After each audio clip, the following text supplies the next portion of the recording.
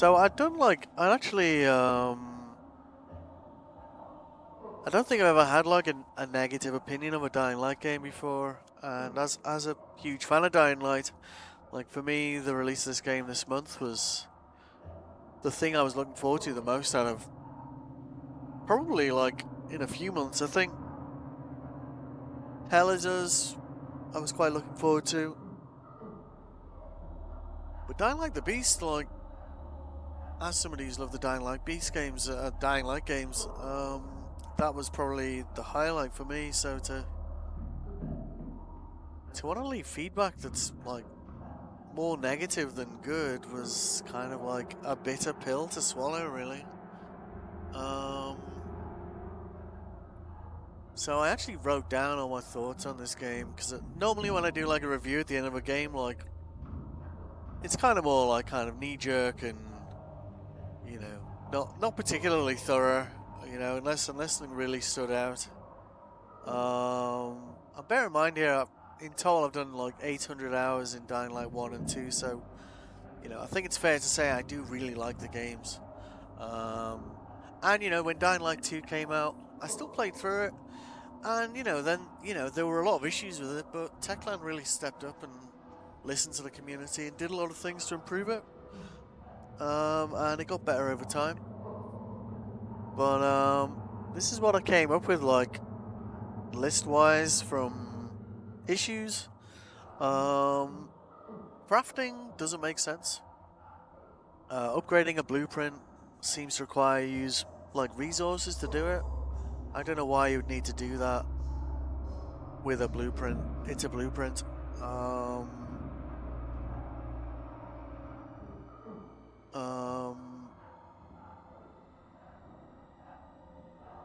The reliance on wiring in this game is insane. Like, I just don't get it. Like, why wiring is required for weapon like attachments. It's required for weapons. Like almost every weapon requires like 10 wires. It's a common crafting resource, but it doesn't drop, say, as often as like scraps or rags. So you say it's as common as they are, but it kind of isn't. Looking at the design of a lot of the weapons, it seems to me that the thought behind this is that wiring is used for handles, but pretty sure you can say that leather has been used for handles for, well, centuries. So why not now? Crafting amount's not increasing as the blueprint improves. Like, to me, having the higher quality blueprints, I felt it meant you were better at crafting, so it meant like you could make more with less. So them not increasing like how much you can craft with, say, like a legendary blueprint, like with, say, throwing knives and so on, didn't really make sense to me either. The UV bar blueprint being missing from like your starting gear to me is like insane. Like going out at night in this game is already like very dangerous. The moment you engage with like any enemy, you get like a chase, you'll have like volatiles on top of you, like in numbers, without being able to just like throw down UV bars. Like, it doesn't really matter. Means that it's just not worth it. There's no point in engaging in the nighttime game. You only get 110 XP for killing a volatile. Who cares? Like, you can kill like 10 regular zombies and get more XP than that, and it won't be anywhere near as challenging. So like, there's a balancing issue there, I think, and UV bars just not being a blueprint, or at least it should be something you start with, so you can upgrade it later. But having to get UV bars as loot was just insane to me. And of course it means that most people aren't going to go out at night because there's just no point. Like, I haven't bothered doing the Yaga quest because I would need like a reasonable number of UV bars to do that, and that would just mean farming. Like, find a place that spawns them, loot it, go to bed, get up, go to bed, over and over again. And I don't really feel like I should need to do that in a game. It's not like, it's not an MMO. You know, you should have a way of like making things like UV bars, which I would say is like a staple of this game since it began. Wiring, if the wiring does need to be how it is, then the drop rate needs to go way up, like way up. Every time you find him, you should be getting like 10 or something. Traders. There's 2 traders in the whole game, and you won't encounter the second group of trader until arguably like pretty late in the game. Like I think what 60-70% the way through. They only have like 1 set of gear each. Once you bought it, it's gone. Like for me, one thing that I liked about the game was that, you know, traders would have like random gear with random stats, and I like that. You know, every now and then you get lucky and you like check over the stats and you're like, oh, you know, that works. That's useful for my build. But the fact they don't have anything once you bought the things they have for sale is just, it's just crazy to me.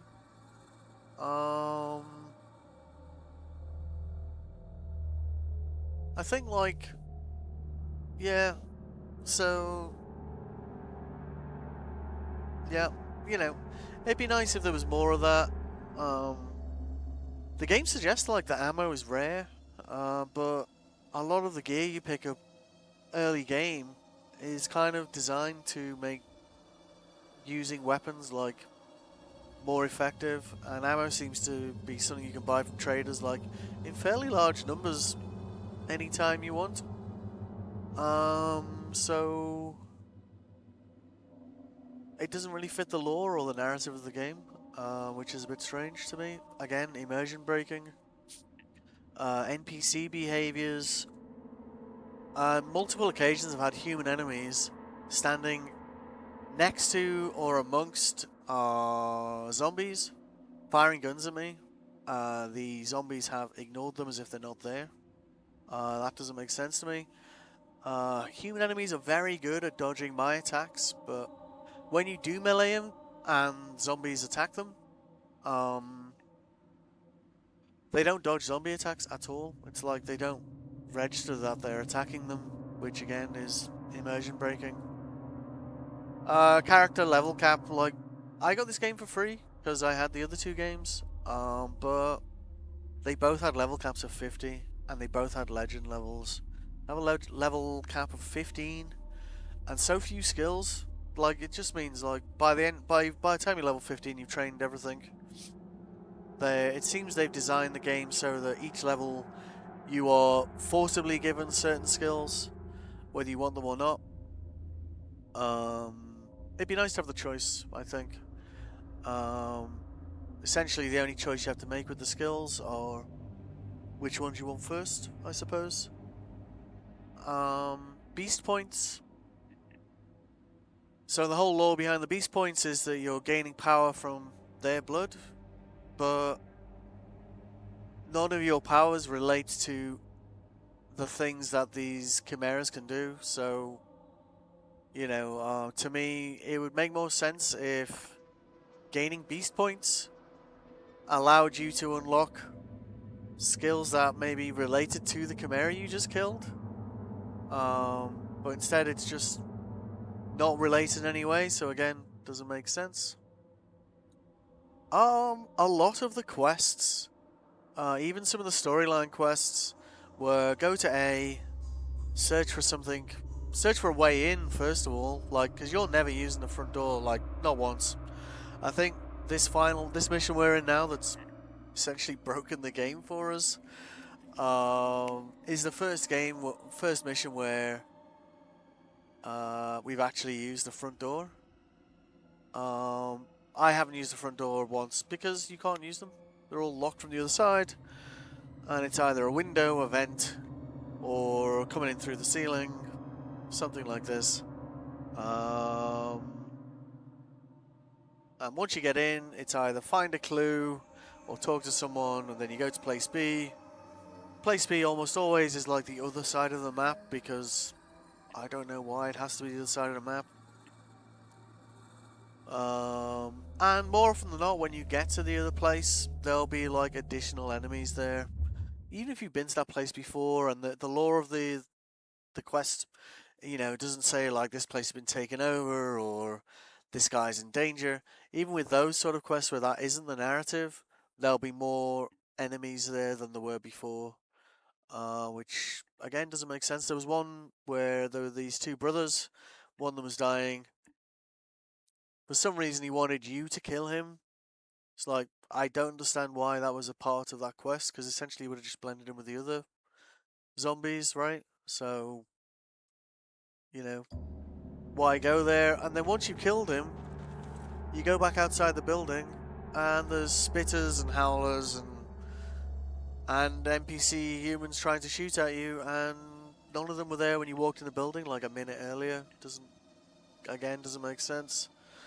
Most of the quests kind of follow this path. Go to place A, go to place B, like zigzagging across the map. Storyline? Like, I know it's a zombie game, but like with the first two games, like the storyline, I actually wanted to see how it ended. You know, I actually cared how it ended. With this one, it was like talk to someone, kill the Chimera. Then this lady that you're talking to all the time, she seems to be able to drive around the map like completely uninhibited, unhindered by zombies, like they don't exist. She's just driving around the place, having a good old time. And then of course killing another Chimera. All the areas where Chimera spawns, they without exception would spawn zombies in the area to help them. The moment you've killed the Chimera, they all just disappear like it's an arcade game. Which, considering they've kind of gone for more realism, again, like, doesn't make sense. I don't. The other things that kind of stood out for me were I don't know why there are cars in this game. The map is tiny. Like you can run across it in 10 minutes. Like 10 actual minutes. The grappling hook is very clunky in this game. And for some reason, like, if the game map has decided that this area can only be climbed, your grappling hook will just not register that you can hook onto it. Even though, like, there are some structures where a grappling hook will work and some structures where it won't, even though they're identical, pretty much. Again, immersion breaking. And honestly, like, apart from the town, like, the town was fun to run around, but the rest of the map, like, just being, like, plains and fields and trees, it's just, like, it's just an obstacle you just need to get through. It's like, I don't know why it's there. I think it would have been good, like, with the safe zones, if, like, the ones that were more like Dying Light 1 style, if when you, like, sealed the doors and switched on the UV lights, turned on the power, etc., if, like, NPCs and traders spawn there, I think that would be a great improvement. Like, at the moment, some of them spawn a single person, or in one case a couple, with a side quest, and that's it. Also, the number of side quests is tiny. Like, I'm pretty sure if I check Dying Light or Dying Light 2, the number of side quests is significant. Like, you could probably spend, like, just a week doing side quests in either of those games, like, no problem. In this game, I haven't even really played it that much a day because the number of issues. I think, like, when it first started playing, it didn't bother me so much. But then as time went on, you kind of felt the repetition kind of bleed into the game more, and it became less and less fun to play, so you kind of played less as a result. So yeah, and then of course, right here, you know, pretty much like right at the end, I would say, we've gone and got the key card, and the key card does not register. We've broken Lydia's mind control, We've killed all the volatiles, all the other creatures in here. Because, I don't know, maybe it was necessary. It does not register that we have a keycard, which means, I can't actually complete this game. Because without getting this medical supplies, we cannot progress the game. So yeah, which is honestly like a shocker to me. So yeah, that makes it the second game in the day-by-day series that I haven't been able to complete due to technical reasons. Which I'm sure they'll fix it, but I guess we can come back to it when they do. But until they do, this game is basically stuck at this point, which is a shame.